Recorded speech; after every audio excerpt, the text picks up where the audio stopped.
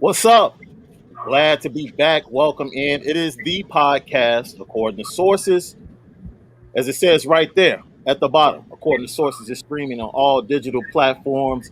You can also go subscribe on YouTube to A2S Network right now to get all content, previous content, the Call Third podcast, and the podcast according to sources right there. Type in A2S Network on YouTube. You'll get all of our content.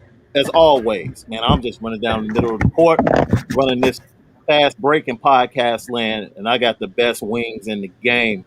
On my left, I got my boy Chris Cason at C4 Dunk. And to my right, the agitator, none other than Bryan Crawford at B_Craw 4D. This episode, we're going to get into the NBA. First 20 games, trends, surprises, disappointments in the Eastern Conference and the Western Conference. We'll talk a little Chicago Bulls. Should Zach LaVine be on the way out? Lauri Markkanen, uptick in his play, looking a little bit better. Should they re-sign him? And as always, each and every show, Big Mad with BC. What's been going on social media that everybody's upset with BC about? We'll get into it.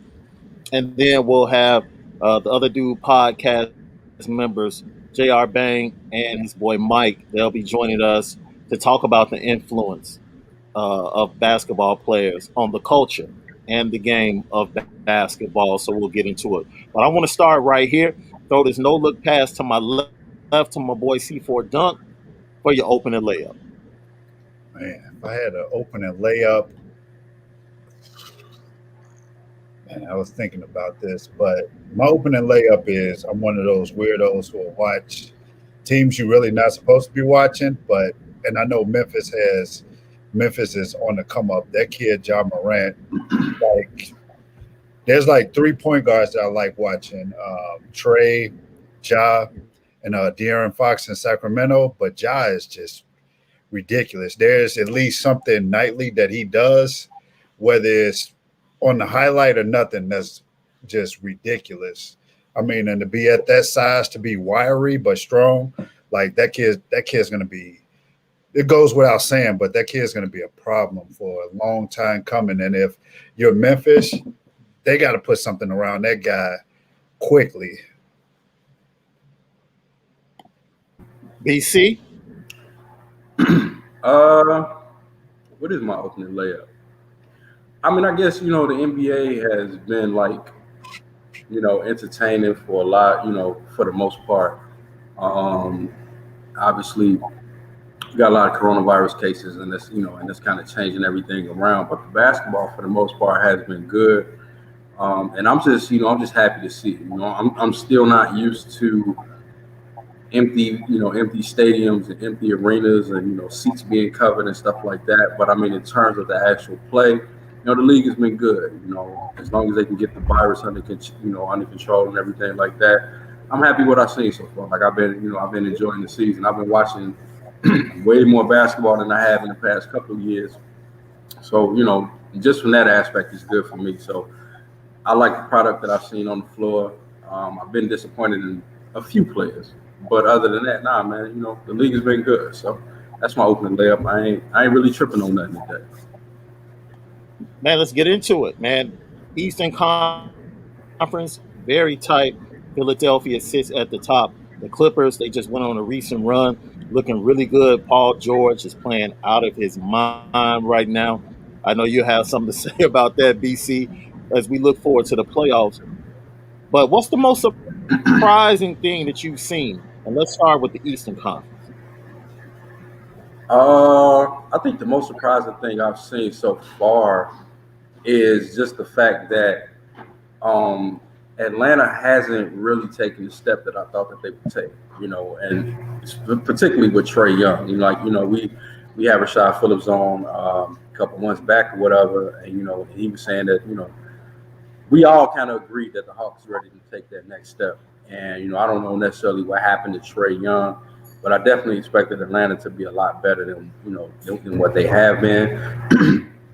Brooklyn is Brooklyn. I think the James Harden trade just makes them that much more dangerous. The playoffs remain to be seen. Y'all know how I feel about that. I like what I've seen from LaMelo so far. And I like what Doc is doing in Philly, and I really love what Tibbs is doing in New York. So I mean, for the East, those have been some surprise things for me. But I think Atlanta was probably the biggest surprise because I didn't expect them to be this bad. I guess you could say. Yeah, Were for you me, shocked by the athletic article? I didn't see But it, BC but before my fault. I'm sorry, C4. no, you Talking good. about Atlanta, were you shocked by the athletic article that talked about John Collins being upset with Trey not getting everybody involved? oh, that I don't know, man. I just chalked it up to annual NBA drama, man. You know what I'm saying? Like people gotta have something to write about. You gotta get clicks, you gotta get views and stuff like that. I don't really know how much you can necessarily read into that. I do know Trey wasn't playing like himself, and he still really has been playing like himself. But I mean, inter team drama is going to always happen. We saw that up close and personal, with those Chicago Bulls. So that type of thing that really surprised me. And I think I told you this. I'm like, whatever that issue is, they'll get past it. It's not a big deal. Yeah, I mean, C4. one thing to point out about that situation, you got one guy who's playing for a contract. So I need my touches. I need my Right. FGA. So hey, I mean, if you're out there shooting, 35 footers and you taking three of those a game, like hey, three of those could be lobbed to the rim for me. Like I'm trying to get paid. So I think John Collins turned down what 90 over four. Over 4, So yep.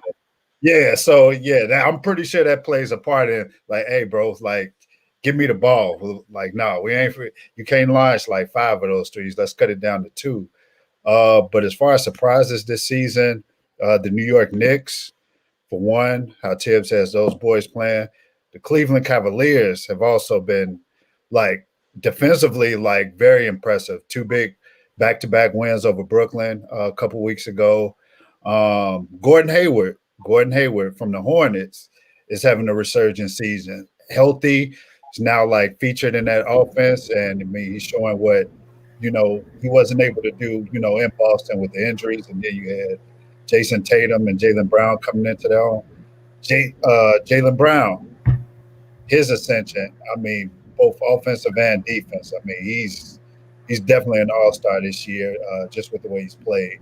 And Philly, I like what they've been doing. I had Joel Embiid as like an MVP candidate this year. Um, Brooklyn's Brooklyn now. I mean, probably one of, if not the best, offensively explosive team in the NBA. Then I don't know who is, but yeah, that really hasn't been too big of surprises. That James Harden trade just at the time that it happened was surprising to me. But once you have a disgruntled player and now he's openly being disgruntled and voicing his frustrations with the situation, he's throwing his teammates under the bus. It's time to get him out of there. So other than that, there really hasn't been any like too many big surprises so far in the East. I know they've been relocated. I think my disappointment would be I would start with the Toronto Raptors. I didn't expect them to come out as flat as they did. I know they had a few injuries. They're back to about what 3 games under 500 now. They were something like 6 games under 500. I think they'll still make a run. Shout out to that cat Fred Van Vliet dropping that 54 last night. Then for me, and I don't even know if it's a surprise, but I expected LaMelo Ball to translate to the NBA. But watching him and how he has game by game gotten better, and he just made his first start because of injury the other night. I just think the kid is going to be a superstar, man. And literally, the gods handed Michael Jordan what he needed down there with that franchise. Because the years of Michael Jordan making mistakes, whether it's via free agency or the draft, it seems like in 2021, he's gotten it right. In 2020, 2021, the free agent move to pick up Gordon Hayward, which a lot of people questioned initially. Like, yo, man, are you really going to give Gordon Hayward that type of money? And like you said, his career resurgent. He's done very well. He's been leading that team. And then LaMelo, we already said that either Terry Rozier or Devontae Graham would either be sitting down halfway through this season. Terry Rozier goes down with an ankle injury. We don't know if he's going to be reinserted into the lineup when he comes back, but that dude LaMelo Ball he's that dude, and if he continues to grow, and Gordon Hayward can stay healthy, and they can probably just add some other pieces. I think PJ Washington has been a pleasant surprise as well for that team at the stretch four position, and yeah, unfortunately, it hasn't led to as many wins. They're still in the mix for the play-in, right there with the Bulls and a few other teams. Bradley Beal's played very well. I didn't think Washington would be this bad though. Like even with Russell Westbrook, I didn't think they would be that bad. So I think that's a surprise to me. And then honestly, I don't know, like you said, BC, what Doc Rivers has done. Somehow he's gotten into the mind of Joel Embiid that, dude, you're the best dude in the league. No one can stop you. Go out there and dominate. And it seems like something has clicked. You can just see the mentality, the way he speaks in press conferences. He seems like he wants leadership and he wants to lead the Sixers. And I want to give a shout out to, even though they're struggling in the college season, once again, John Calipari continues to develop guys for the NBA, and they step right in. When you look at Tyrese Maxey and Emmanuel Quickly, the backcourt he had last year, what those youngsters have stepped into the NBA and been able to do. Hey, no surprise here from Kentucky kids coming into the league at the guard position, being able to do what they were prepared to do down in Kentucky with John Calipari. So those are my surprises. Right now, if I ask you in a playoff series against anybody, would you guys say that Brooklyn is the team that you would take against anybody else right now in a playoff series in the Eastern Conference? In the East, Yeah. I don't know, man. They got some defensive issues to straighten out before I could say that. You know what I'm saying? Defense But I and mean, rebounding, yeah. yeah. But I mean, I'm of the opposite. I think with them, like, cool, there's no way you can. There's no way you're guarding KD. First of all, so regardless of like the defensive issues and like the defensive rebounding issues, you got to outscore that team, and there's nobody in the East that's equipped to do that at all. And then when you're looking at how do you game plan against guarding them in the 7-game series, you take away KD's touches. You still got Kyrie. You got another guy who has to. It's so difficult. But I think when you run up against the only team that's really capable, I say, of beating them defensively, that actually can get consistent stops would probably be the Lakers. And even then, like you're looking at, they still have to keep up with that pace. Still, if it gets into like an up and down game, the Lakers have to keep up with that. So, oh no, it's difficult. But in the East, I can't see anybody standing in that team's way. Man, C4, you say that, and for me, it's about matchups, right? Mm-hmm. I'm going to give you a team that I think would give them a good series, but I still think Brooklyn wins in 5 and 6, and that's just based upon what I've seen in their matchups in the regular season. I've watched them match up with Atlanta 3 times, and the way Brooklyn plays really allows Atlanta to play the way they want to play. Mm-hmm. Brooklyn has more firepower, but Trey really gets going against them because they don't really have a defensive mindset or a pace to slow Trey down. Other teams face Trey. They want to double him, be physical with him. Brooklyn just wants to play. They let Trey play. He gets into his groove. And then the next thing you know, man, you got a series. And I think Atlanta is up 2-1 against them. And it's kind of like the same thing when we watched Miami early last year in the matchup they had against Milwaukee. We didn't think it would resonate and translate over into the playoffs and the playoff bubble, but it did. And I'm not saying that by any means am I picking Atlanta to beat Brooklyn in a series, but I'm saying that would be a very entertaining series, and you will get probably 3 to 4 close games that come down to the last 3 or 4 possessions in the fourth quarter with that matchup. I can't see it just because the biggest thing, maybe the first 2 games, but once adjustments are made and locked in, you're still talking about a team with, I think the average age on there is like 20, 23 years old. So, I mean, you're looking at, you have a 2-time finals MVP winner, in Kevin Durant. You have a guy who's won a championship in Kyrie. Like their level of play is going to elevate. Like we can talk about Trey putting up 30 or whatever. What are those other guys going to do? That team is still very young, But very see, that's talented. that's what I mean. One of the things that they do have, one of the things that they do have is a scoring big. John Collins is going to go out and get 20 points a game. You look at other teams in the East, they might have wings that can score, but Who's they don't John? necessarily. Who's John going to guard? Now, see, that's the problem. Who Yeah, can he guard? Because I mean, that's the thing. who's going to That's the guard thing. KD? Yeah, that's the thing. Who's going Yeah, who's going to guard who? I mean, then you look at like who's going to guard James. I mean that. So the offense. Let's just take away the offense, and let's look at just adjustments. Period. Like right. who equipped more to make adjustments.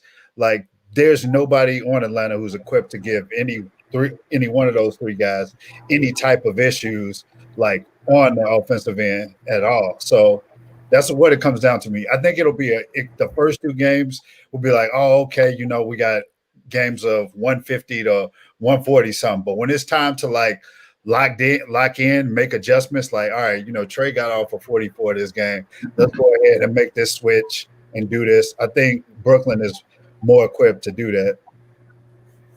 Oh, I agree. I agree. I just think, man, we'll get, like you said, the first two games will probably be really good. Mm-hmm. And then once the adjustments are made, Brooklyn would take off and probably take the series. I don't think they'll sweep Atlanta, but 5 games, I would say they would take the series. And then if Kemba was actually hooping, he just came back from injury. If I could have faith that Kemba would perform going up against Kyrie, then maybe I would trust, because Jaylen Brown scoring 25 points a game, that's not a jump that I saw coming. But I'm glad to see that kid continue to develop. And Jason Tatum would probably be would Jason Tatum in that series against Brooklyn, would you consider him the second or third best player in that series? On the floor? Yeah. Oh, Yeah, that's a tough one. I can't even put him Yeah. probably fourth. fourth. Got to be like You fourth. put him fourth. Yeah. I think I might squeeze him in at third. I might. Yeah. Who's your first two?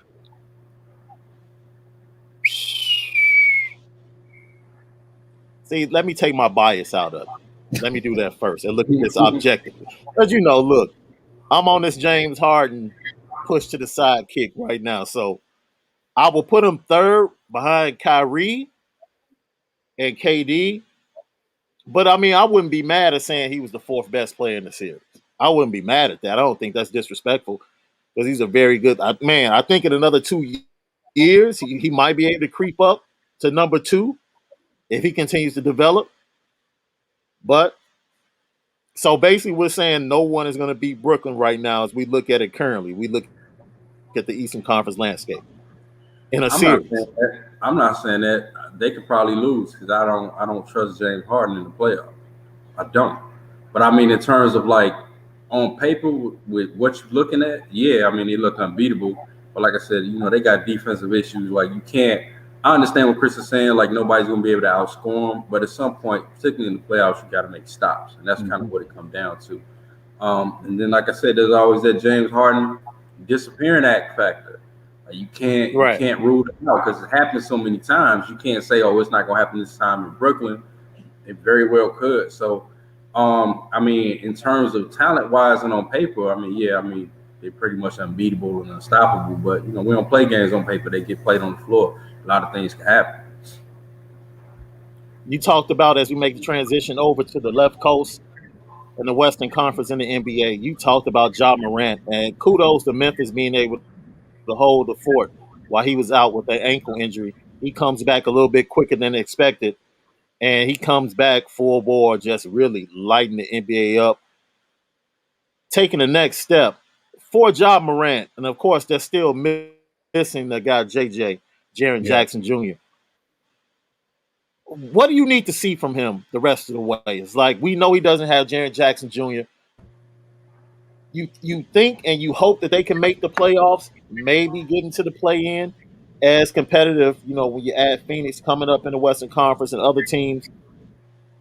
What do you need to see from Memphis and Ja Morant? Nothing. Okay. What's the I mean, BC? What's the buzz? What's the buzz down there about that team? man, there ain't really no buzz around here about no basketball teams. Everything's about Jackson State football, to be honest with you. But I mean, in terms of like what do I need to see? I don't know, man. Nothing. Like they on the right track. I don't really expect them to win anything because they're not whole. Jonas is down. Obviously, Jaren Jackson, he's still hurt.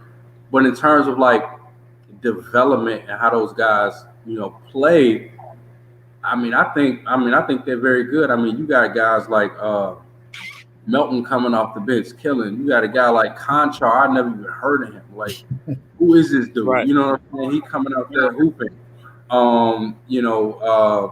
Xavier, what's his last name? Tillman or something like that. Tillman. Out of They got Michigan like State, a lot of, right. they got like a lot of young pieces that actually work well with each other, and they play well together. And it looks like they all enjoy playing with one another. You know what I'm saying? And they all understand that Ja Morant is the man.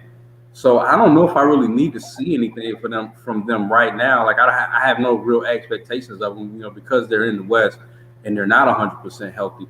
But I mean, in terms of going out there and competing every single night, they definitely do that. And that's really, for a young team like that, that's all you can ask for. Yeah, I agree 100%. I mean, and that's he hit on like a bigger point, especially having young guys. You have a young core. The fact that these guys enjoy playing with one another. These guys are jumping off the bench when one of them does something well. That's kind of, not to say it's a rarity, but normally there isn't like that full cohesion in like a team atmosphere, especially when you have like a young team and guys are all still trying to prove themselves and trying to find their niche in the league. The fact that they have that in Memphis without being whole is a good sign going forward in the future. I think my surprise is I go out west and it's a disappointment all wrapped into one. I really was had a positive outlook on SVG being in New Orleans. I didn't like the Steven Adams signing at all, based upon the fit with your two best players, Brandon Ingram and Zion Williamson. And now that I just watched that team and the trade they made and playing Lonzo next to Eric Bledsoe, it's just like, man, I'm just thoroughly disappointed in that team right now, man. I thought they would be much better. I thought they would play much better. Still a long way to go in the season. Basically only 19 to 20 games into the season. They still have room to make a push. Zion is averaging only 11 shots a game. He's being very efficient offensive numbers.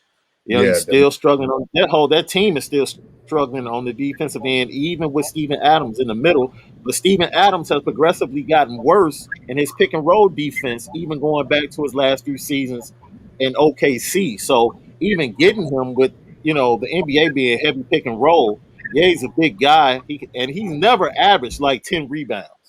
He's always been a guy that's been around 7 to 8 rebounds per game, even as big as he is.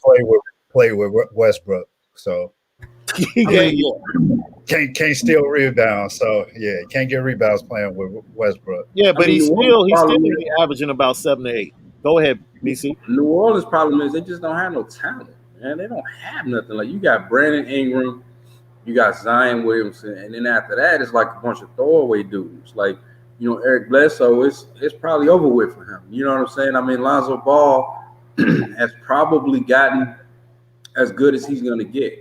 You know what I'm saying? And then you got J.J. Redick and I don't know what, Nikhil Walker-Alexander and Josh Hart. I mean, they not better talent-wise. They're not better than Memphis. You know what I'm saying? So it's like they're not really working with much.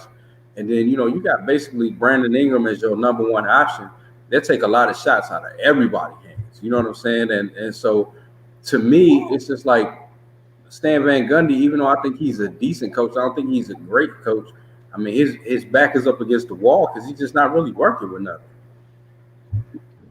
Yeah, and even going to that situation, I looked at how do you build a team Like Brandon Ingram is your highest paid player, but when in terms of talent, Zion Williamson is obviously has the higher ceiling. How do you build a team around like a player like that that's that unconventional, a 6'6"? I don't know what you want to list him as, like a forward center, whatever. He's 6'6", like Yeah. 260. How do you build a team like that? He's averaging, I think, 18 points and points in the paint, which leads the league. But how do you build a team around a talent like that? I think that's where New Orleans is going to have to look at, because that's an unconventional talent. Like there hasn't been anything like that. I guess you can go back to like Charles Barkley, maybe Blake Griffin, but there hasn't been anything Yeah. like to where you can look at it and say, hey, they did it like this. We can do it like this. I So I think mean, they're still trying to figure that part out. he's a center. In the modern NBA, small ball, the way the game is played right now, he's a center. So like a Draymond, like Well, you the can look small at Draymond Green type. Well, yeah. I mean, Draymond, I don't think Draymond is a center. I don't really know what Draymond is. He's just a basketball player. But I mean, in terms of like, if I had to peg somebody at a position who is the modern day center, because like I said, the game is getting small. Like everything is around small ball, and Zion basically plays around the basket. And you know, with that type of athleticism and that type of size, and obviously that type of strength, you know, a lot of guys taller than him are playing from the outside. You know what I'm saying? Like you got 7 foot guys out there shooting jumpers. So Zion is really working down there in the paint. He's 5. He's center. And we look at the top 4, it's very impressive, man. You have Utah, who just had their double-digit winning streak broken the other night. They sit in the number 1 seed. Then you have the Clippers right behind them, with the Lakers running neck and neck with the Clippers. And in Denver, Jokic, man, this kid is playing so well. He might average a triple-double as a center, which is crazy. He's flirting with it. Out of those top four teams, who would you give the nod to, just like we talked about the Nets in the Eastern Conference? In a series right now, the way everything looks, who would you give the nod to coming out of the West? The Lakers. It would still be the Lakers for you. Still be the Lakers. Yeah. I don't trust Jamal Murray. I don't trust Rudy Gobert. And the Lakers are coming off a title run. They still got 2 of the best players in the league. You know, they got better with adding Montrez and Dennis Schroeder. And, you know, those guys are playing for something. You know, they playing to trying to repeat and got to beat them. So, yeah, in the 7-game series, I'm going with LA. Like, I see what Jokic is doing, but like I said, it's guys around him that I don't really trust.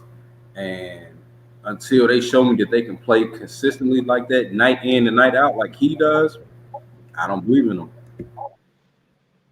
Yeah, I would have to go with Lakers, and then I think the only team that like stands a considerable chance against them is the Clippers. And I think this has to be the Clippers' year, because I look at just last year, and I think going back to that Denver series, the mindset was we're supposed to win this series, not we want to win the series. I think they were looking too much, you know, at the team down the hall. So I think this year has been different. You look at what PG's done to start the year. I think in the 50-40-90 club, I think Kawhi is also in that. Kawhi's been playing in some back-to-back, so I think there's more accountability on that squad now. I mean, and I think that the clear-cut like opposition to the Lakers in the Western Conference. Nuggets are nice, but I just don't think it's their time yet. There's still a lot of things in Denver that need to be solidified. Like you said, Jamal Murray had a great bubble postseason, very good player, all-star caliber player. What's Michael Porter going to turn into? They got Bol over there. He's itching for minutes, so they got some things to figure out in Denver. You know what? I believed in the Clippers more last year than I do this year. I don't really? Really? I think they got worse. No, I think Serge. Don't you think Serge is a better fit next to PG? I do. Yeah. I mean, he stretches the floor offensively more than Trez did, and he definitely defends the rim better than Trez did.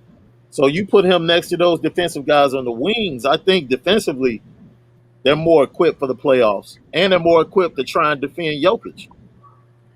I mean, maybe, and I like Zubac off the bench, but I don't like I look at Paul George the same way I do James Harden.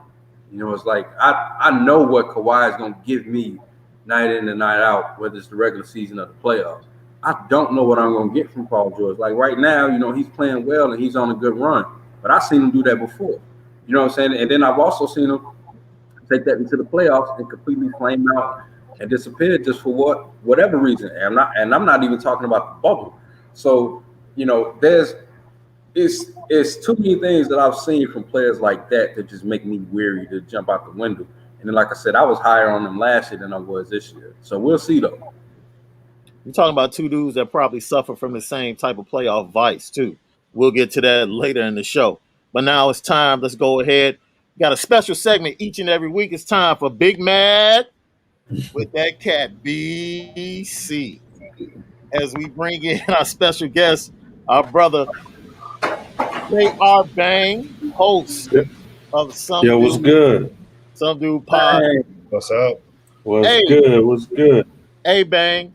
We love you, man. You've been instigating a lot of stuff on social media lately. Hey, man, nah, I ain't been instigating nothing. hey, that's me. I'm over here shaking the tables and breaking the internet. Right. I just like conversation. See, I don't debate no more. Like I'm telling you, I don't debate no more. I like conversation. That's cool because then I can see your thought process. But a lot of people just read and react because they want to be Stephen A. They want to be First Take. They want to be Club Shay Shay. I ain't got time for it. I got 2.5 bad kids up in here. I don't need to be. I need to rest and relax. I swear, I don't debate no more either. I'm gonna tell you what it is, and I'm gonna keep it moving. I don't care if you agree with it or not. That's it. Like you hear him in the background. Hey, yeah, that's who I debate with right now. A 1-year-old. So basically, man, let's start it off, man. You ended up in a couple of articles this weekend in BC. The comments you made last week, people were upset. The first thing you said, Kobe, he ended up in a couple of articles. I had clutch points writing about me. Are you serious?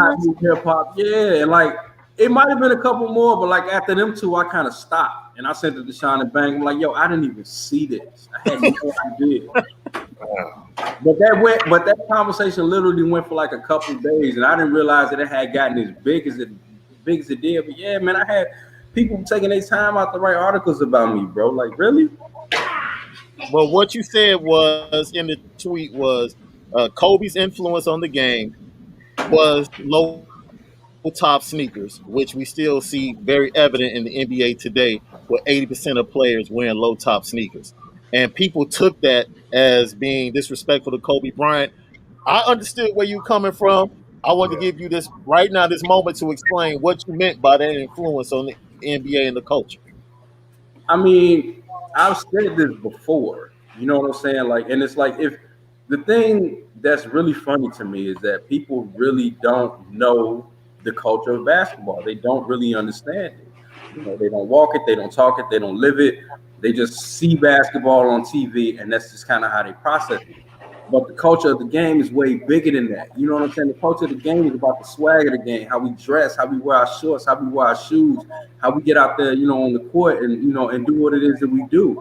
And so when you have people that don't understand that, they got mad about two things. One, they got mad about the low top sneakers, and then they got mad at the fact that I basically didn't give LeBron any credit for having any impact on the culture. And he didn't, because he's followed all of the trends that have been set by the culture, and that's okay. The NBA culture and basketball culture are two different things. So I got a lot of wild answers, but nobody actually really understands the culture. And I'm like, Bang, I don't have time to argue with you. I don't have time to break that down. You either get it or you don't. You know what I'm saying? And like a lot of people got it. Like a lot of hoopers that, that I follow, that follow me on Twitter, they understood what I was saying. And, I didn't expect for the average fan to understand that. And that's kind of like what social media has done, how it's ruined basketball discourses, because everybody watches the game, everybody has a platform, everybody can say what it is that they want to say. And if people don't agree because they don't understand, then they try to drag you for it. There's no reason at all that me, of all people, that I would diss Kobe Bryant. Come on, man. Like, why? No, I wouldn't do that. But I understand the culture. I'm looking at the trends of what's going on in the game, and people just don't pay attention. But I guarantee you, if people watching basketball, seeing some people today, I guarantee you that they probably weren't paying attention before, but they looking now. C4, man, you coming in late. You didn't see any of this. You didn't see Nah, any of the articles as well. I saw a little bit of it back and forth on Twitter. You know, I do my Twitter is now like I'll peep in, see what's going on, and then I'll duck out. Like I may comment on something, but other than that, no, it's just too many sensitive views on Twitter nowadays. Just to even engage in dialogue. But I agree with everything DC said about that. I think what happens when these discussions happen, you only allow 120 characters on Twitter, so you really can't go into context about. You can't get into all the different nuances of the point you're trying to make, and people will read and react like, oh, what this dude has done this. Like, no, it's not dissing this other dude. It's just saying this is what's happened. But I agree completely with him in terms of cultural relevance or like cultural influence. You got to look at it. We're talking in terms of basketball. Like, what has LeBron? Like, what's going to be his legacy in terms of like basketball? We already know what he's done for the NBA as a whole in terms of player empowerment and guys now being able to say, hey, I don't like my situation here. I'm going to go over there. I want to force my way over there to play with these guys. Not to say he did it in that way, but he's the one with his move to Miami. He pretty much set that bar now, and everybody's carried over to. But in terms of like basketball, in terms of like actual basketball influence, I agree with DC. And it only got worse, C4.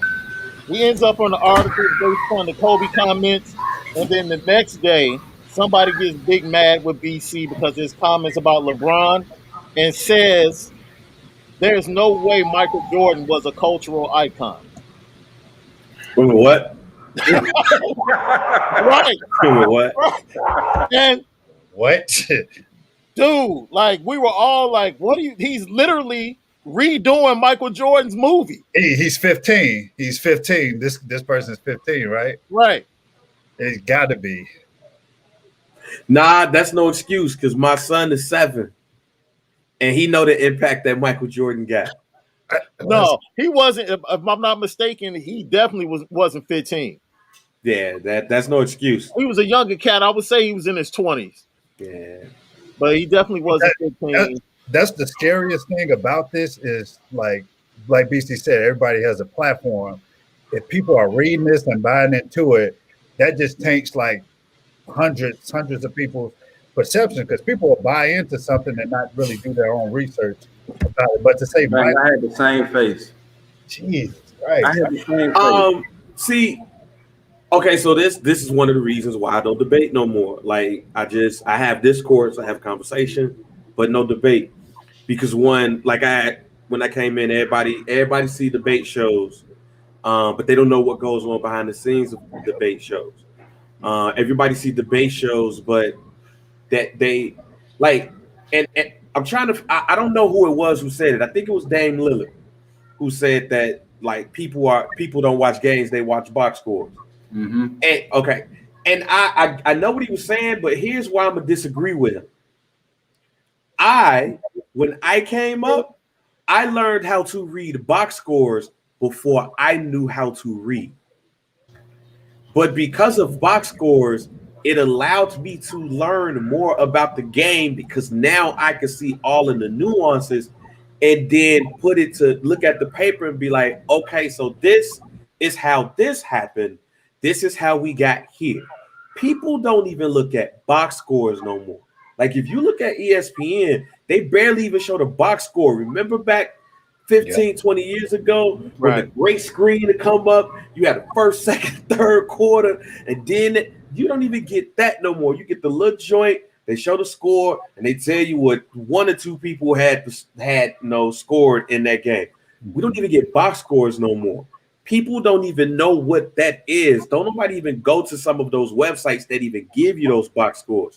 What they do is they look at social media. They look at Instagram, they look at Twitter, they look at the highlights. They don't see none of the nuances. They just see the highlights and that's it. So I decided a long time ago just not to debate with people no more because they read and they react. Because as Chris said, you only got a certain amount of characters on Twitter and nobody's waiting for the thread. They're only looking at the first tweet. Not gonna lie. When I saw that post from Clutch Sports about what BC said, I was like, he tripping.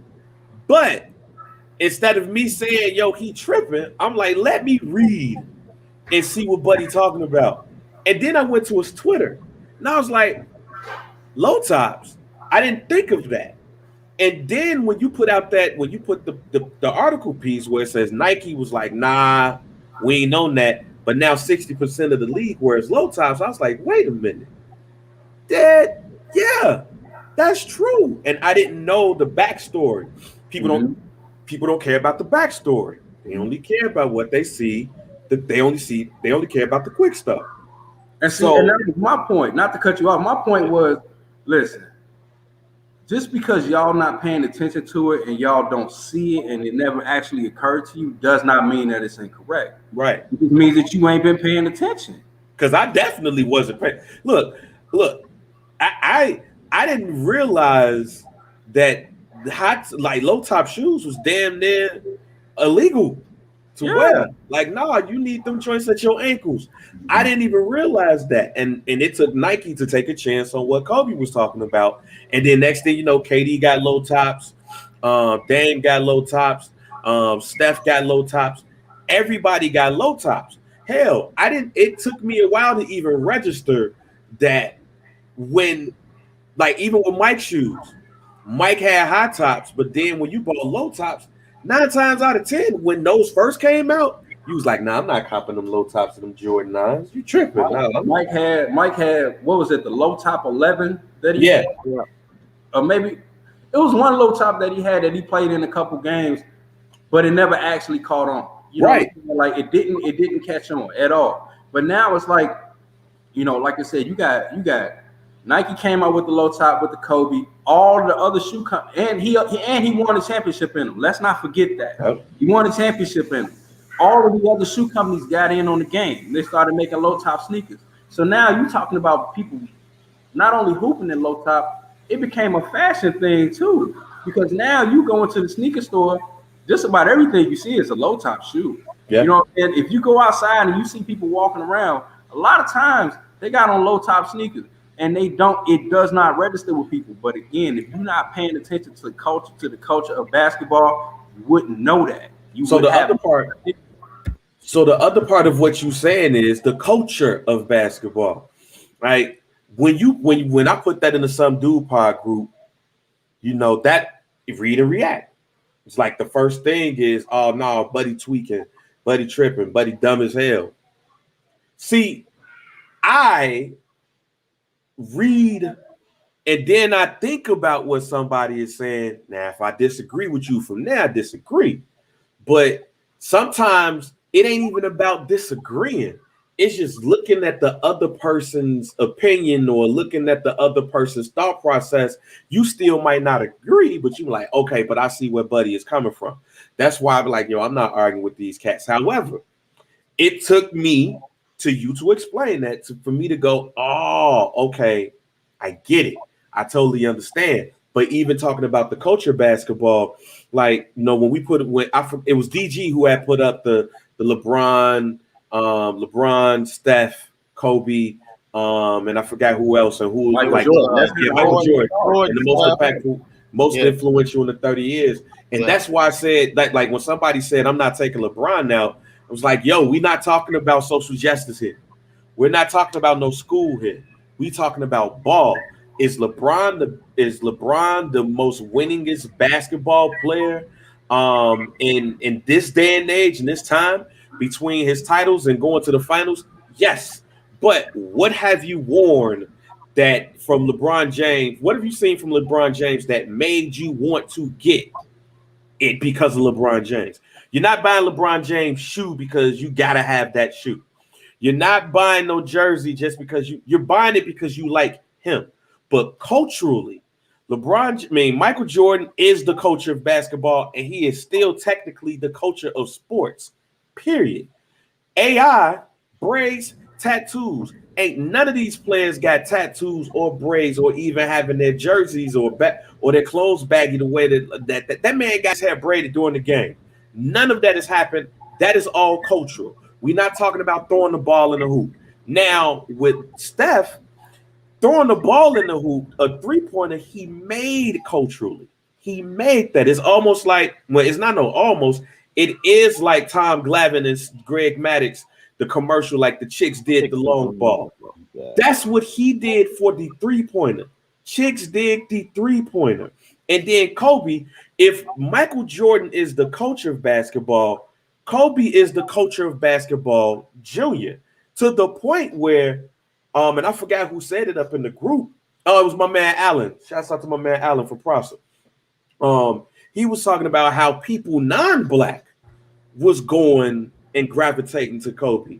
And like that makes him even more culturally relevant than some of these other people, because people non-black, Mexicans, Puerto Ricans, Filipinos, you could not say nothing bad about Kobe Bryant. Some of them cats will shoot you. Some of them Mexican cats will shoot you before Kobe died if you said anything about Kobe Bryant. And where did Kobe Bryant play?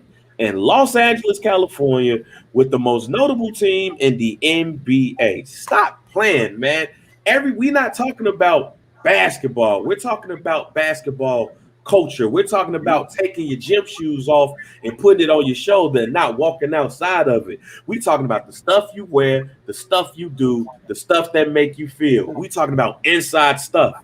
We're talking about my man Michael Jordan, right, my man Shaquille O'Neal. We're talking about All-Star Weekend. We're talking about that stuff. That's no knock on LeBron. It's just, it is what it is. When it comes to the basketball culture, he's a great basketball player, but the most culturally relevant he was to basketball was when he was in high school. Yep. That's his cultural relevance is when he was in high school. He was the first internet basketball superstar. Bingo. The very first one. But that's why I always say Allen Iverson is the second most influential basketball player behind Michael Jordan. Yeah. And just like you said, that influence of jewelry, just being yourself. You know what I'm saying? You come from the hood, you ain't got to button up. This is where I come from. This is what I do. I'm going to braid my hair.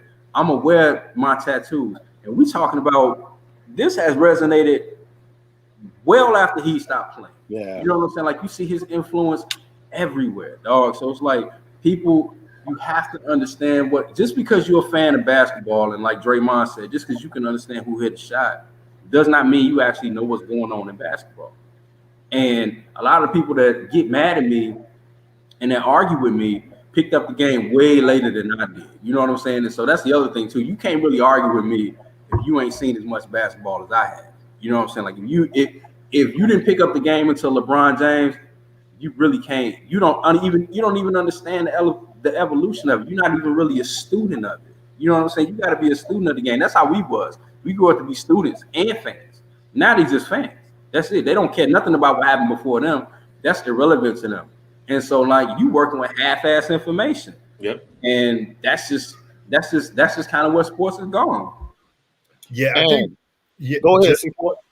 Just to get into that, I think Draymond also said something that it was lost, but it made so much sense to me. He's just like, if you're a drug addict, the first step to recovery is admitting you're a drug addict. Mm-hmm. For these people, I think when you're trying to provide them some information and some context to give them understanding, they feel it's an attack on their knowledge. It's like, bro, it's nothing wrong with you. You're like 22 years old, so you don't. All you have is clips to go by, and that's pretty much how you intake the game now. It's just these 15-second, clips on Instagram and things like that. Like, hey, it's a whole bunch of other information that I can give you. But I think when we're in this social media age where you're just spitfiring back and forth, and a lot of people are taking that as an attack. You're like, oh, you saying I don't know anything about basketball? Like, no, bro, actually just chill, listen, and you'll gain some understanding as opposed to, taking it as a slight. So I think us being a little bit of the older generation, Yep. even if you go to like guys who are our OGs, like it's all about the approach. It's all about like how you give the information too. But like I said, we're dealing with a culture now of kids that are coming up. They view everything as a slight when you're actually just trying to give them some game. Man, I knew it was bad when the whole narrative was Michael Jordan played against plumbers. Oh my God. You know what I'm talking about? Like, what? Yeah, that. Serious? Like, Yeah. you actually think them dudes back then couldn't hoop? Like that be my question. Like, y'all really think them guys really wasn't good because you see guys doing things today that you didn't see back then, and so automatically they can't play basketball? Y'all crazy? Yeah, that matter of fact, that's when I decided to stop arguing. When the whole thing about Michael Jordan not getting out of the first round stuff started happening, and even Shannon Sharp started regurgitating that. And I'm like, fam, wait a minute. There's no matter of fact, that's why you see me say now more than ever, and this content coming behind it too. I always throw some nuggets out there. And then, right. But for context, like put some context behind what you're talking about. Don't just say Michael Jordan lost in the first round all these years. Who did Michael Jordan go against? The Milwaukee Bucks teams in the mid 80s is probably some of the best teams to not even make it to an NBA final. And they're still relevant today because what they were doing with Sigma and Moncrief and all of those people are the same thing that's going on right now. So, like, I mean, Draymond Green right now is a poor man's Jack Sigma. And probably could be be bigger than a poor man if he just wasn't focusing on just the intangibles right now. Mm-hmm. And then Michael Jordan lost to quite possibly, at least at the time, the greatest basketball team to ever hit a court. And he dropped 63 on them cats. And Larry Bird said that man was God in basketball shoes. But all you trying to show people is he took that L though. He wasn't. People are not even looking at the growth and the ascension because of LeBron. Like the reason why I give the reason why I do give LeBron James credit is because LeBron James is probably, along with being the first internet basketball player, he's probably the one basketball player that came through with literally every expectation from players in the past put on his shoulders. As soon as he said, I'm coming out of high school, you expected him to win the title early. You expected him to have 5 MVPs before he set foot on the court. You expect him to lead the league in scoring, rebounding, assists, steals, block shots, charges, everything. And he had that pressure placed on him. Michael Jordan was the 3rd pick in the NBA draft, and even he didn't have that pressure because all they thought he was going to be is a jump shooter. You know, probably the most pressure since Kareem Abdul-Jabbar when he came out of UCLA, and maybe Bill Walton too, because when them two came out of UCLA, they was like, yo, these two going to be the greatest of all time. With that being said, that don't mean you look down on Michael Jordan's accomplishments because of the expectations and all of those things. Because at the end of the day, you got to hoop, you got to ball. And that man won 6 titles, but he grew to get to them 6 titles, just like LeBron grew to get to those, 4 titles. And will be 5, because I don't think they losing to nobody this year. And you know, and that's that conversation about Michael Jordan only happens because we are in the LeBron generation, so to speak. You know, they have to make LeBron look bigger and better than Michael Jordan because they understand that Michael Jordan is the standard, like without question. They understand that. And so you've seen basically the entirety of his career where these manufactured arguments of Michael Jordan versus LeBron, and that's where you get a lot of this ridiculous stuff. Like I said, Michael Jordan playing against plumbers, and you know he got eliminated in the first round, and that never happened to LeBron, and all this other stuff. Like that's really all it is, and it's really and truly disrespectful to the game. If you really want to be honest, like it's really very disrespectful because it's not about just because LeBron is. my favorite player does not necessarily mean he's also the best player, and that's kind of what that's going. You know what I'm saying? Like because he's my favorite, he's the best. No, that's not how this works. But if you don't understand the history of the game, then you'll make those bad judgments like that, and you'll take those opinions and spin them as fact. And I blame the media too. I really do blame the media because now everything is narrative driven. The media does not educate fans anymore, like at all. Fans have gotten progressively dumber as we moved into this storyline culture that we have in sports media. It's just bad. And before we transition over to Say What, we're going to have J.R. Baines stay on with us. He's joining us right now on the podcast, According to Sources. Before we transition, you talked about the Milwaukee Bucks of the 80s and Jack Sikma, and I believe they had Randy Brewer out of Minnesota as well, who was a big guy that could stretch it out. Someone also said they would take AI off the list of most influential and throw in the most influential stretch four of all time. No, revolution. It was Kobe. They would take Kobe off and put on none other than Dirk Nowitzki because he revolutionized the game at the stretch four and influenced the culture more than Kobe Bryant. Oh, wow. I told you C4 gets worse. What? I was willing to listen to the reason. See, I'm always, even though if I might not agree with you, I'm always going to listen to the reason so I can see where you coming from. Mm-hmm. And we didn't agree with Buddy. Of course we don't agree with Buddy. Dirk, what we had an issue is when he said that Dirk Nowitzki was the first stretch big. Yes. The first stretch four. Yes. No, you can give me all of your reasoning, and I'm going to say, well, that's your opinion. You got it. I'm just going to tell you that I'm going to tell you when you factually wrong, though. Yeah. And that's factually wrong about Dirk Nowitzki. And if you don't know who Arvidas at the very least, if you were born in, if you was born in 1988, because you still have a chance for you to go back to years prior.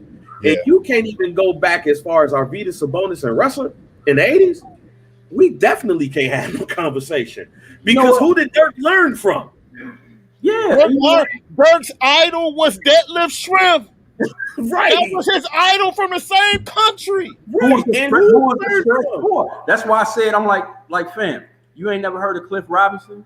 You ain't never heard of Detlef Schrempf? You ain't never heard of Sam Perkins? Like, what you talking about? You never heard of Rasheed Wallace? Yep, man. And wait a minute, he went even further and said Dirk Nowitzki was AD's influence.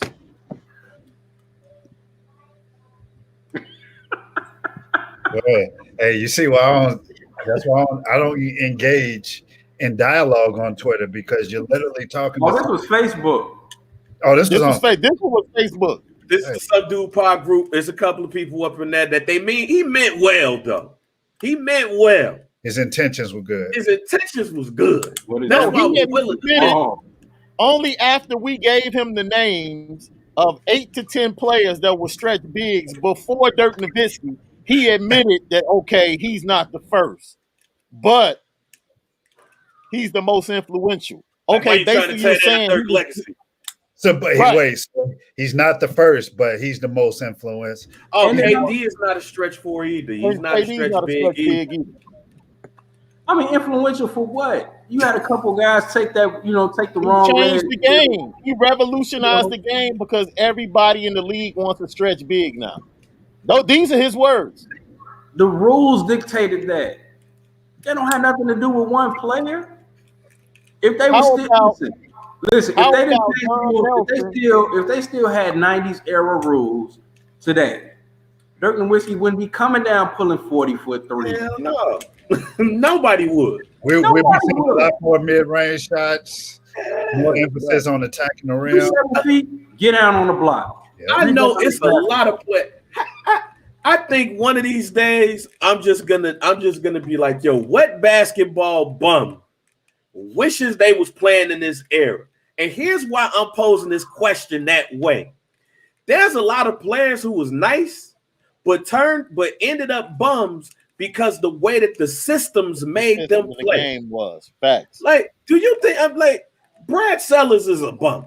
But I think Brad Sellers was like, I wish I played in his era because that's what I wanted to do. Right. I didn't want to sit in a block all day. Like I'm 6'10", I'm on the wing now. Right. Yeah. Like Chris Gatlin probably didn't want to sit on a block all game long. Right. He probably he wanted to jump out on the wing himself. Manu Ball, like, you know, boy, Manu how good would Dana Barros have been in this era? Oh, I say it to this day. Dana Barros will be Steph Curry in this era. Terrell Brandon, all those Mark Price, they were killed. And you can't touch nobody either. Come on. Right. But I'm gonna pick the bums though. The ones. Oh yeah, no. I mean, like Michael Adams with the one hand. Right. No, Mark Macon. Right. You know what I'm saying? Right. Walt Williams would be a superstar. He would be super cold. You know what I'm saying? Yeah. Rodney Rogers. That's Baby Zion. That's Baby Zion right there. Come on, right. You're right. Rodney, and what is he down in New Orleans? No, I think he paralyzed, right?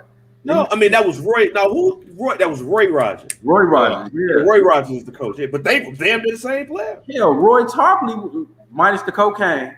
Minus cocaine in the meeting. Roy Tarpley would have killed. Come on, man. For real. Mark Aguirre was a stretch big. Come on, man. There's just such a lack of. Dirk revolutionized the game. This is what I tried to tell him. I said it took the man that was running this offense in the 80s to identify Dirk on draft night, trade for Dirk, and then pair him in the pick and roll with Steve Nash to launch both of their careers. And remember, people killed him for that trade. Yes. They not only killed him for that trade, year one, Dirk. That was for what? Dirk was Huff. Wasn't that? Yeah, that was the one with the trailer. Yeah. And year one, Dirk was Huff. Getting picked on. Yeah. Yes. Year two, it was like, oh, that's what y'all talking about. And then even at that, dog, like Dirk really didn't really get into his like status until probably like the last 7-8 years of his career. You know what I'm saying? Like before that, nobody like, yeah, Dirk down there shooting, they not even really winning and nothing like that. When he won his championship and beat Miami, that's when it became Dirk. You know what I'm saying? That's when everybody started caring. Prior to that, nobody cared when they got washed by Golden State. Yeah, nobody cared.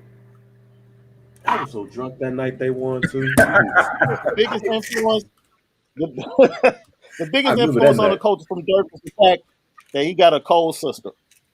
Yeah, from Africa. Right. He bring plates with aluminum foil. Yeah. He coming to the cookout regardless. Yeah. Right. And people, I mean, just to kill that part for me, like people need to understand that just because we don't agree with you, that don't mean we killing your favorite player. Exactly. Me and my homie Torrance in high school used like almost came to blows because we used to have arguments about who was better in 1996, 1997, because it went on for about 2 years. Who was better, Gary Payton or Penny Hardaway? And now I'll never forget, my man Teron brought in a Sports Illustrated article that had Terrell Brandon on the cover, and he said by the numbers, Terrell Brandon is the best point guard in the NBA. And we both looked at that article in Sports Illustrated and was like, man, they wrong too. We having this debate right here. And I still mess with him today because I'm like, yo, who got the ring? Who in the Hall of Fame and who got the ring? I don't care about no injuries. It's Gary Payton. But when I look back at that, I'm like, look, we was both debating and we both had all the information to support our arguments. Cats don't even have information to support their argument no more, which is why I don't debate with cats. Man, you know how many people told me off that tweet, everybody is disagreeing with you. So that means you know? It's the podcast. Like y'all just got the wrong information. Right. It's the podcast according to sources. Special guest J.R. Bang, host of Some Dude Pod. We're about to get into Say What right now on A2S. We got 3 contestants. I have something special for BC and C4 at the end. Can't wait to show them. But first up, we'll go down to Miami, talking about KODs and all of his entertainment. Our guy Perk was asked about the 2012 finals and comparing it to the championship that he won with the Celtics and being in the finals with the young OKC Thunder. And this is what he had to say on All the Smoke. Man, look, it was different, and I saw it because after we won the conference finals, I saw the energy in everybody, and they had act like we won the championship. And you expect that out of some young guys, but I'm like, man, we got these motherfuckers who over here waiting on us, who waiting for their first title run with a veteran team of Mike Miller, James Jones. Like, you know, they got all these motherfuckers who chasing they hardware. So we end up getting game 1. They got game 2. But when we went to Miami, man, we could not get a win to save our life, man. Russ and James came to play. I remember I had a couple double-doubles. I mean, Russ and KD came to play. I had a couple double-doubles. Serge was doing pretty good. But, man, James ain't give us shit. And you know why? Motherfucking King of Diamonds and everything caught a hold of his ass, man. We couldn't get a win. See, in San Antonio, look. In San Antonio, he didn't have a damn thing to do. Shit, yeah, he was cooking. We got to motherfucking Miami shit. It was everything motherfucker do. We couldn't get that motherfucker to buy a bucket in that motherfucker. He sure was killing us in San Antonio, bro. God damn. That's tough. Yeah, he had to get his rest. In Miami, he couldn't get his rest. Motherfucker was out here motherfucking night. he said he couldn't get it. That man was so happy to cuss, fam. Man, I'm happy to be off the Disney Network. Bro, I know he got a call. Though. Yeah. Oh yeah. He probably did. There was a meeting. Like that next day. Yeah, well, he was on the jump. He was on the jump the very next day.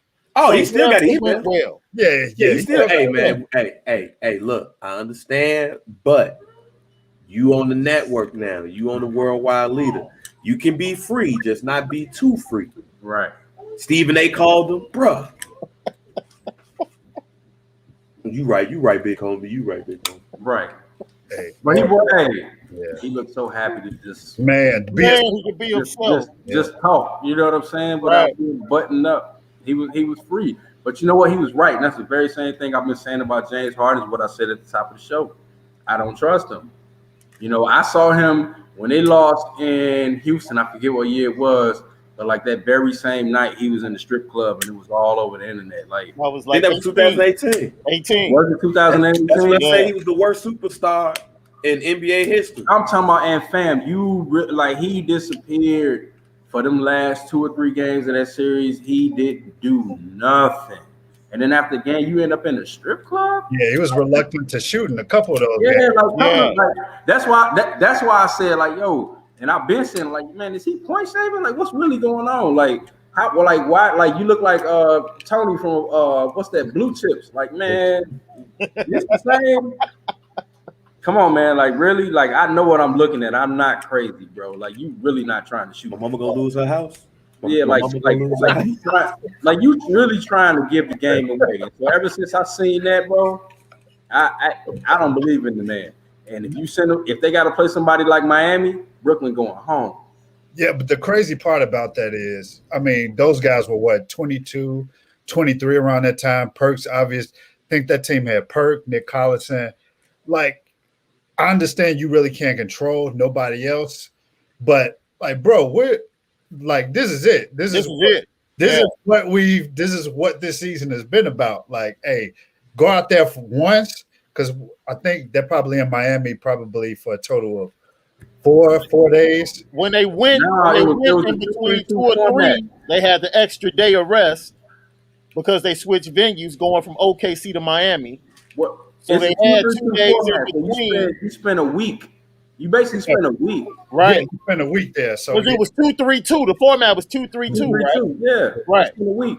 So it's like, bro, get your, like, hey, I understand. Do you? While we're doing this media run, like after that, dude, once the series start, hey, bro, I need you locked in. Locked in. Yeah.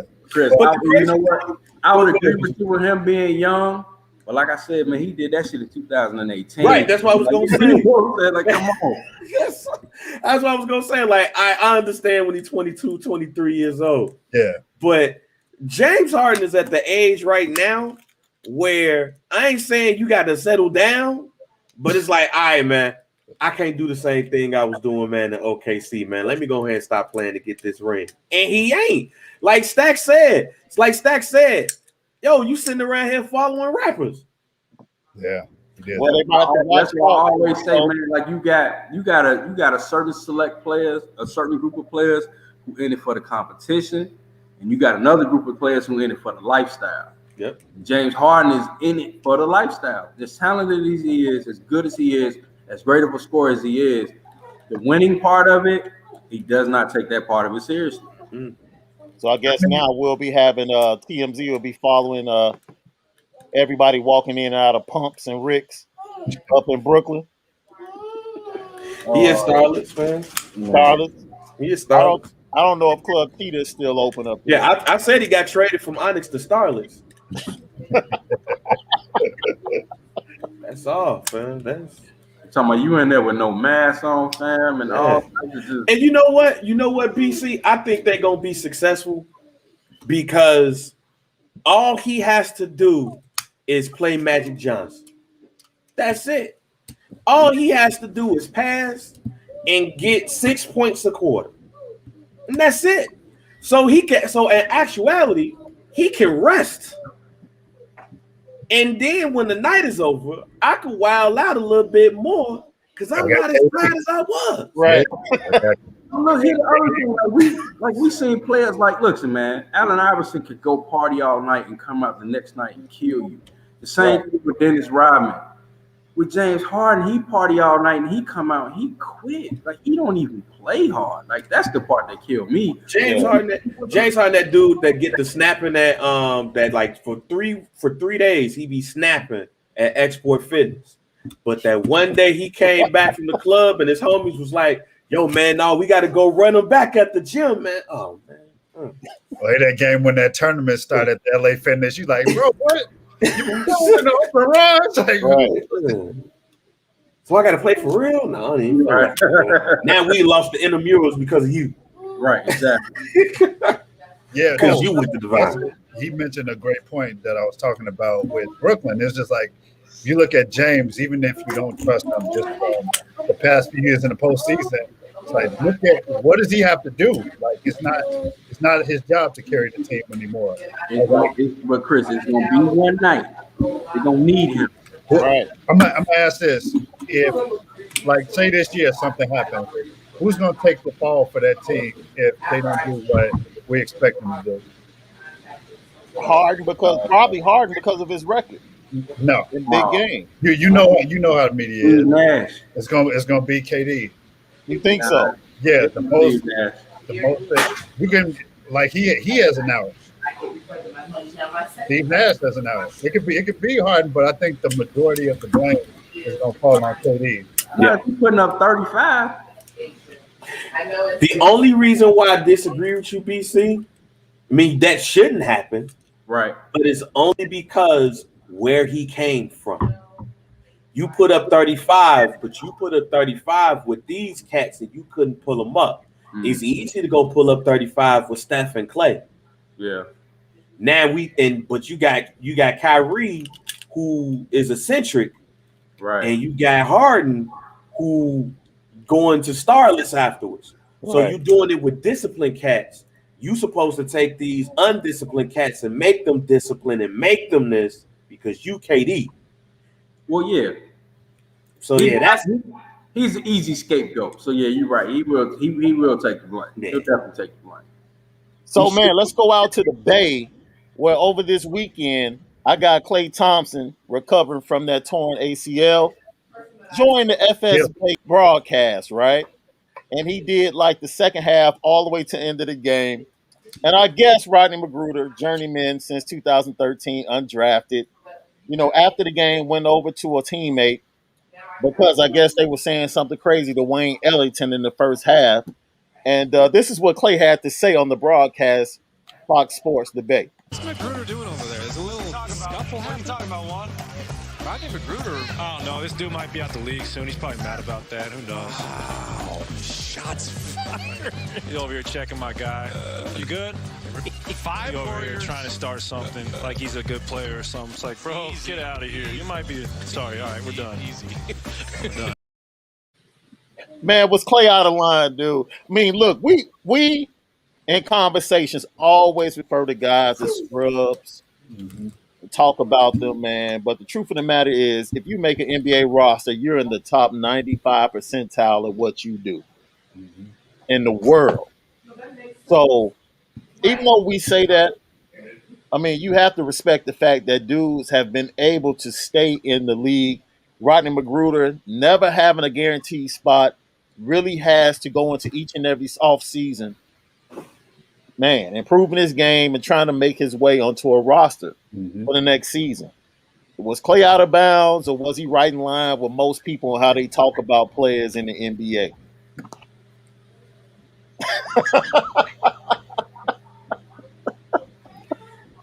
Hey, I'd rather Klay say it than me. Yeah, because he in the league. Okay. Yeah, I'm not.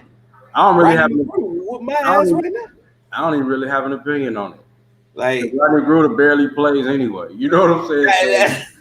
So let's go ahead and fast forward because it got better post game. No. Draymond Green. Apparently he was taking up for Wayne Ellington. When the Rodney Magruder become the tough guy of the team? Like, I don't know, man. Everybody in the league tough these days. It's crazy. I've seen a lot of tough guys this year. I don't understand it. And don't nobody do anything. It was something that Juan said in the first or second quarter to Wayne Ellington. You ain't got nothing better to do that you still thinking about something from the first or second quarter when you weren't in the game. So apparently, Wayne Ellington must have went over to the bench. I guess he went and told Rodney Magruder because he hadn't been in the game. Yeah. I don't know, man. There's too many tough guys in this league these days for me. But I know ain't nobody scared of no damn Rodney Magruder. So wait a minute. Was the worst dig at Rodney Magruder or digging at Wayne Ellington for running and snitching? No, it was at Rodney Magruder because his last name is Magruder. Magruder. Come on, man. Look, we all know somebody with a last name that you be like, yo, who was your slave owner? Because how did you get that name, G? How did you get that name? Ain't nobody know I know the black name Magruder, fam. Who raped your great-great-great-grandmother? And y'all got that name, Magruder. I ain't scared of no dude named Magruder, fam. Who was Magruder? And I'm dead serious. I know it sounds like I'm joking, but we all know this. We all went to school. We all got, my name ain't the coolest. You put Lee up in the doggone what's name. First, if you look into some dude, I said, man, who was Lee? I know it's some dude that looked at me was like, man, who the hell some Lee Davis? Lee Davis tried me out. Whoop Lee Davis ass. Right. That's like if your last name is O'Connor or something. Right, yeah. You really have to know how to fight if your name is Magruder. Right. You know, every time I see Draymond, man, I be like, yo, that's me. Like, that's like my spirit. That's me. Like, that's exactly how every time I see, that's why I love Draymond, man, because like he gonna call it like he see it. See, y'all got cool names, fam. Shaun Davis, Chris Cason, Bryan Crawford. My name Lee Davis. So if I was hooping, Draymond Green too, I'm like, man, who's scared of some Lee Davis, fam? Your name, you ain't even got 10 letters in your name, G. So you got 10 letters in your name. Right. Oh man, you almost got 2 first names. Yeah. Like, get out of here. Now, I didn't hear the part about Wayne Ellington telling though. Dude, he threw a jab at Wayne. Like he must have ran over to the bench and told Never guess what. You never guess what ones. What happened? What happened, Wayne? Wait till I get in the game. I got it. Wait, what happened, Wayne? Yeah. You know I'm gonna get them at halftime. Oh, I didn't get a chance to. Right. I was already in the locker room. Wait until we get down 30. I got you. Man, wait till we start shaking hands. I got you. I have violated safety and health protocols. I'm gonna go all the way adjust the situation myself. Right. Look, Rodney McGruder sitting on the bench looking at the coach every 5 minutes like, is it my turn yet? Is it my turn yet? I'm going to deal with this. Rodney McGruder. Let me go find Juan Toscano Anderson, who also didn't play. You know what I'm saying? Like, he's street clothes. See, this is why I like the NBA in the 90s better. This happened with Greg Anthony in Phoenix versus New York. Greg Anthony got into a fight with street clothes on. Yep. Right. If you're going to do it, let's do it right. Do it for real. Yeah, don't nobody want to fight no more. That's but then Rodney McGruder, fam, you got to know how to fight with your last name, McGruder, fam. And then they say his nickname. I saw it on ESPN. I hope it was a joke. But they was like, yo, his nickname's the Crime Dog. I was like, man, see. No, it can't be. I was like, see. Like I said, I think they was joking. I hope. But see, you got your last name McGruder, fam. Come on, man. This man, you this close to having a TV sitcom name. He said, "Who was your slave owner?" Oh like, who was your slave owner? Like who raped your great grandmother and kept the last name Magruder alive, man? Where does the last name Magruder come from? Like you can go on Ancestry.com and they be like, well, this last name came from Ireland. Where does Magruder come from, man? Magruder. Yeah, see, he got it. Let me stop. Rodney McGruder might look at this and might want to fight me. You're right. Hey, might find you. My name is my name.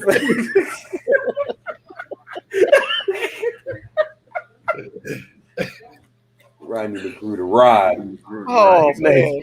He was in high school. You're Rod. Rod. They probably had his name. They probably had Rodney McGruder name in the, when they do the rankings. Yeah. And I know somebody in 100 was like, I know he white. I know I'll cross his ass. So right, exactly. In the game, Ron McGruder. Oh, he black? Oh, shit. Well, man, he went through. Look, they couldn't even put out of what Kansas. His whole last name wouldn't fit up on the scoreboard. Remember how he just slide the name on the scoreboard? He played in the game in high school. It was just Mick G. That's what it is. They ain't have enough letters. What college you went to, Sean? He went to Kansas State. He played under Bruce Weber. Oh, okay. With who? Yep. Who else was on that team? Jacob Pullen out. Was Jacob Pullen on that team? It might have been Jacob Pullen out there with him. Yeah. Really? Yeah. Because he came that's out. That's why you think he hard then. Oh, he been around Chicago. Yeah, he been around Maywood. Mm-hmm. That's what that means. Yeah. I see why. I see why. Hey man, leave him alone. He with me. He with me. No, man, imagine, man, he be a high. I'm telling you, somebody was looking at the rankings and was like, oh man, we're gonna kill his name, Rodney McGruder. He's like 6'3", Rod McGruder. Like, are you black, fam? Got to be from the suburbs, man. He got to be from Bannockburn or something like that. Let me stop. I'm sorry. Oh man, he's from New Lenox. from hey, Brian gonna come for y'all, man. He is, man. Next we're gonna be on Clutch Sports next. Podcasters make fun of Rodney McGruder. Oh, he's from Landover, Maryland, by the way. Oh, let me shut up. Let me shut up. I'm down the street. Landover. I'm down the street. I got 3 weeks. I'm down the street. Landover bad, fam. Landover ain't that good. Let me shut up. He still got people in Landover. Yeah. Let me shut up. My bad, y'all. All right. Last but not least, on Say What, we say this clip, C4BC. I know you guys love sitting through warm-ups before you guys cover basketball games. So this last special clip, I want to know if you guys actually witnessed this illness that would happen. Pre-game warm-ups. John Lucas III talked about it on Fubo Sports. Right? Because basketball to me is about competition. Yeah. Right? I hate when people run away from competition. I hate when people don't want to play against or don't match up. I done seen in the league, people been scared of each other. I done seen people fake injuries. Like some of your favorite players, I done seen when D Rose was MVP year, D Rose was D Rose. I done seen people catch the Rose flu. Yeah. People think that's fake. We used to joke about it. Because me and D Rose sit right here and we'll go out there. I used to start. And I knew when somebody was kind of shaking of them or something. So, you know, like I knew my role. The Rose GD flu. John. GD John. Man, GD John. I did not. Hey, you see, I gotta find that video I took of him shaking up folks. I forgot who he was shaking up folks with. John Lucas? Yeah. What? Yes. Wow. Yes, I mean his daddy. Let me shut up, man, because his daddy went through a lot, and I'm already into it with Rodney McGruder. Luke spent a lot of his childhood in Chicago, especially when his dad was with the Bucks. Yeah. He fought. Like, he talked about that. So, man, did you guys ever see anybody in warm up kind of just fade out or sit it out once it got to game time, man, catch the Derrick Rose flu?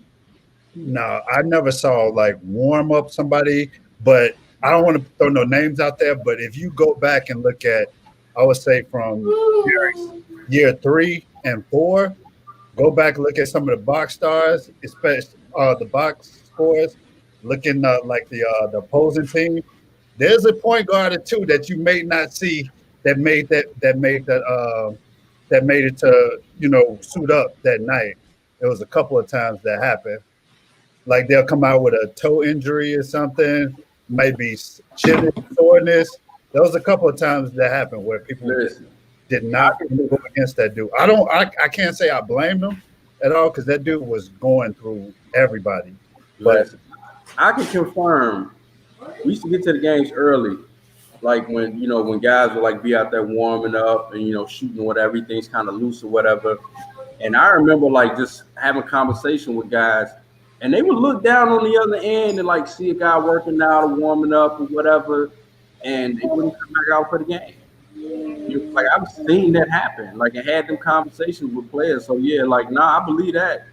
I believe like it's just you just don't want to deal with it.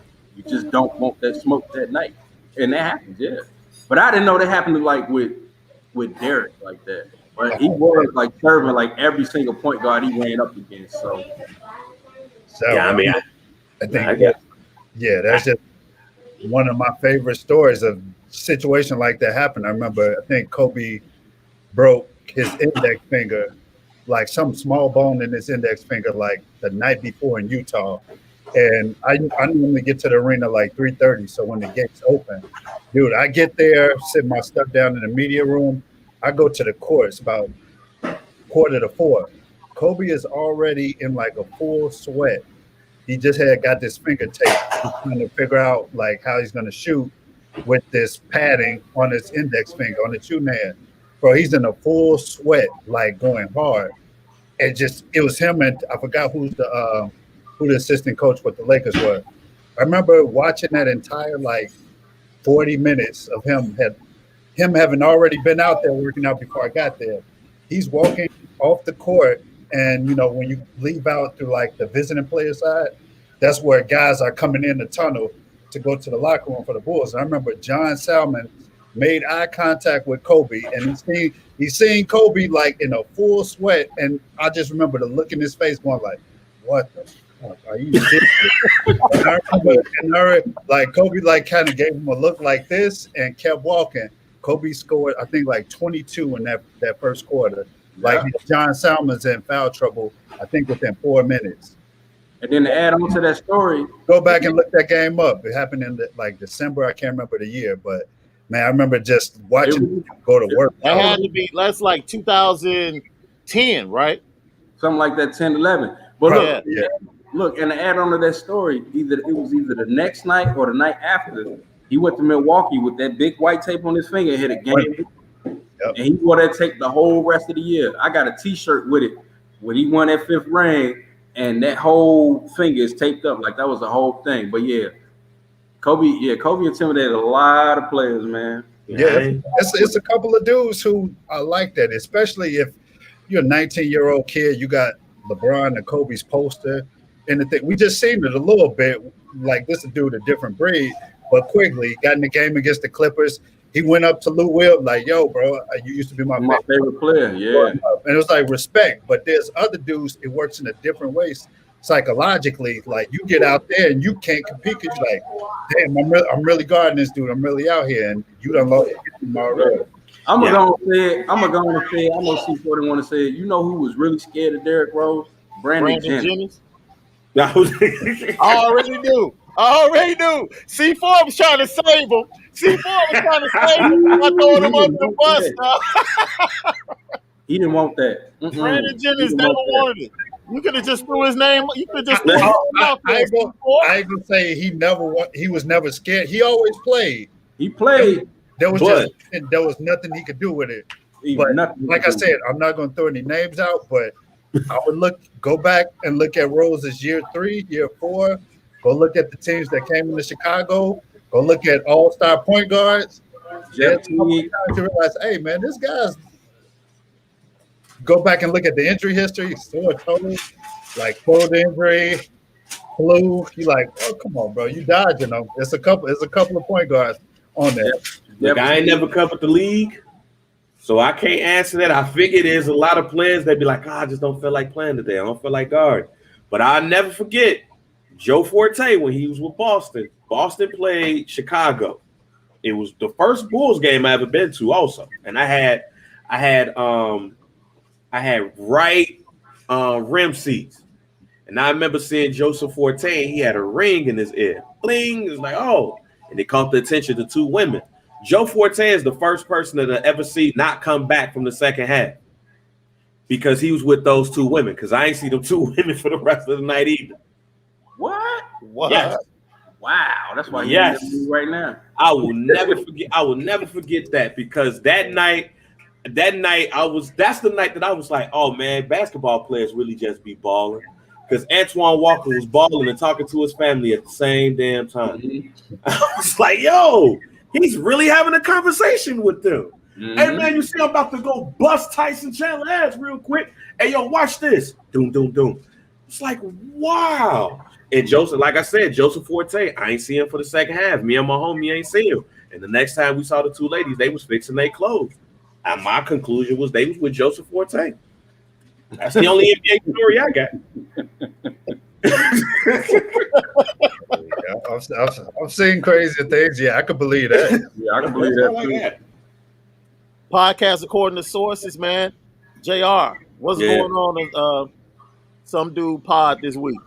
Hey man, it's a lot. Like now between Rodney Magruder, because I got to talk about that and bring that up. So between Rodney Magruder and really like the Super Bowl is this weekend, so we got to talk about that. But really just continuing to dissect a lot of people's hot takes when it comes to the sports. Ain't no music been out, ain't nobody dropped nothing, right. So ain't really got to talk about no music. So it's we really just gonna be gearing up for the sports. For the weekend of sports and seeing what's going on, and really kind of like seeing what's going to happen next for the season. Like, I don't know why they're trying to do an all-star game in Atlanta out of all places, but Atlanta and Houston is open. I can tell you what, yeah, they open. Right, they open. So, but talk about that a little bit, and I will say this before I get.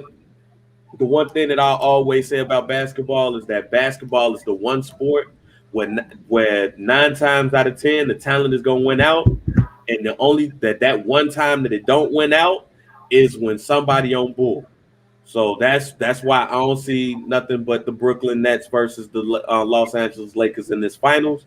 It's just that I think the person that's gonna be on bull is James Harden, and he ain't gonna win no title. Because if it's any team in NBA history, not even LeBron then, if it's any team in NBA history that should win a title, it's that team, because they still didn't really lose a lot of their bench. They did. They gave up a lot, though. They gave up a lot, but they had it because of the 1.5 years that they just did their little grit and grind thing. So they should win it. But James Harden might end up jagging this for him. So we would definitely be on James Harden watch for the rest of the year. So but make sure y'all follow me at JR Bag. You can follow Some Dude Pod at the Some Dude Pod at Some Dude Pod. Shouts out to my co-host Mike B. You can follow him at Mike B_CHR. We don't follow the league like y'all. I do definitely respect all that y'all do. But we know the game at the very least. And we do have our stats and facts in order before we talk about stuff we ain't got no business talking about. Word. All right, bro. We appreciate you joining us tonight, man. No doubt. Peace. Yes, sir. Watch out for the Magruders out there. Hey, man, before we get out of here, dude, we talked about this before we got on, man. BC, did you see that the Super Bowl might have some trouble because the barber to the Kansas City Chiefs caught COVID? Nah, yeah, he tested positive for COVID, and C4 and I was like talking like, there's no way they can postpone the Super Bowl. Too much money is going into it. I guess some of the Chief players have to get tested, but that would be crazy, man. Well, they're not supposed to get there until Saturday, so that means like in between that time they ain't been doing what they're supposed to do.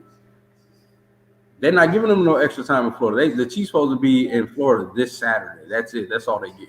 Yeah, but what I'm saying is the barber's in Kansas City with them. Oh, man.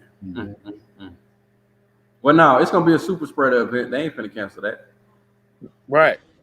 That's definitely, that's going to happen. Yeah. So now we talking about, man, All-Star game being in Atlanta. It's like, yo, I didn't even think it was going to be an All-Star game. Then I started. You know, if the players come down there, they're going out. Oh, of course, you can't keep those. You can't keep guys out. Yeah. Well, hopefully they don't run into courtside Karen. Avoid her like the plague. Man, she said Bryan called out her name.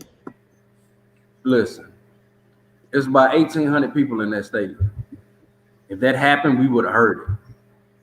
And she would have caught it on video too. So, but shout out to Courtside Karen. She picked up a lot of followers on Instagram. She was famous for like a couple nights. So yeah, it worked out.